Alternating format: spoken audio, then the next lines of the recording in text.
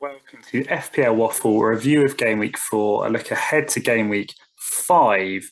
Now, it was one of those, we were all pleased to have the international break over and done with, I think.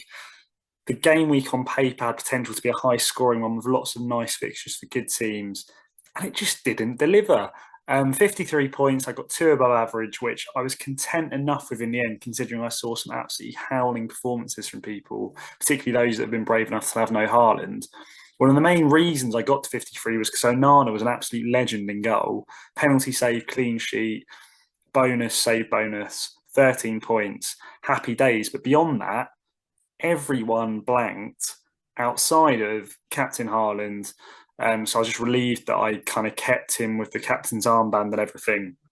There's a few things I was teetering with, even wildcard options, where I may have captained someone else, and I don't think I'd have got rid of him, but yeah, or even maybe get rid of him for a couple of weeks. And there was a few things knocking around. But anyway, got away with it. I was disappointed. The 3 players I brought in, Salah, Minte, and Bentnerek, all did nothing. If you watch my last video, I was going to initially bring in the Villa defender, but I could not predict who would start out of the 2 4-0s, and they ended up conceding twice anyway, so it didn't really matter.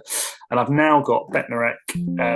This is one of the reasons why I brought him in, because my battery is running low, for home to Ipswich. So let's see. You might get some points this week. I've got, reasonable enough defence and goalkeeper. I'm happy enough with the midfield. It's the attack that's looking a bit sus, really. Muniz just got benched, not thrilled about that. Pedro, I think he should be fine. Vardiel got benched, but he's playing Arsenal, so I was planning on benching him anyway. I think what I might end up doing is making a transfer this week, and it's probably going to be something like either Muniz out for a striker. If Pedro is out, I'll just do Pedro to Welbeck for a week for our home to Forest fixture.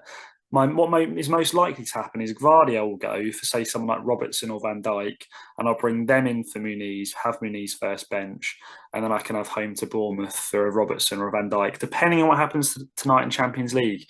If Robertson gets lots of minutes and I worry that he's going to get a benching for Tsimikas, maybe Van Dijk comes in. It's that sort of thing. So we'll see what happens. The captain's armband on Salah, which is why I did the transfer partly last week, to not just have him for last week, but also as a captain option for this week.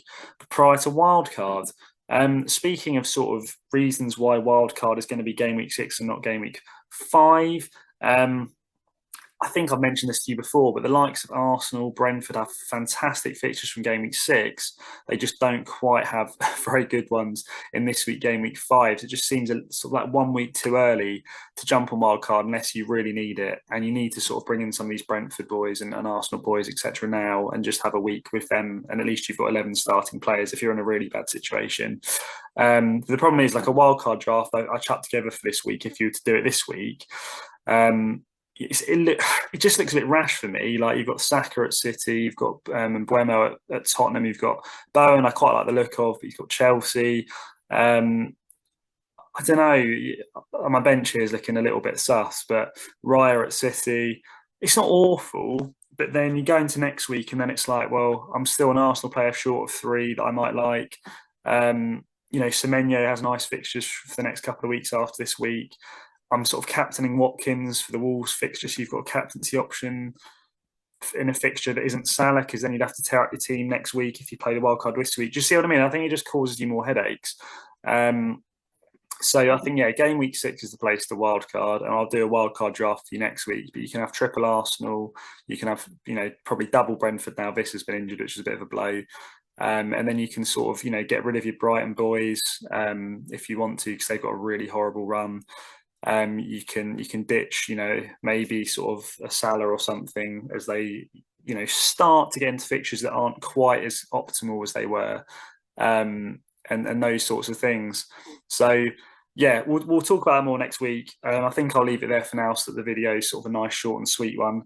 If you're here just for the FPL content, turn off now. Thank you for the comment about the Pokemon bit being something you wouldn't want to see. So tune off now. Thanks for watching if that's you. If you are here for the Pokemon content, we always open a pack at the end of each episode. Paradox, Rift. Have we got anyone interesting to write home about? We do, actually, as I drop it on my laptop.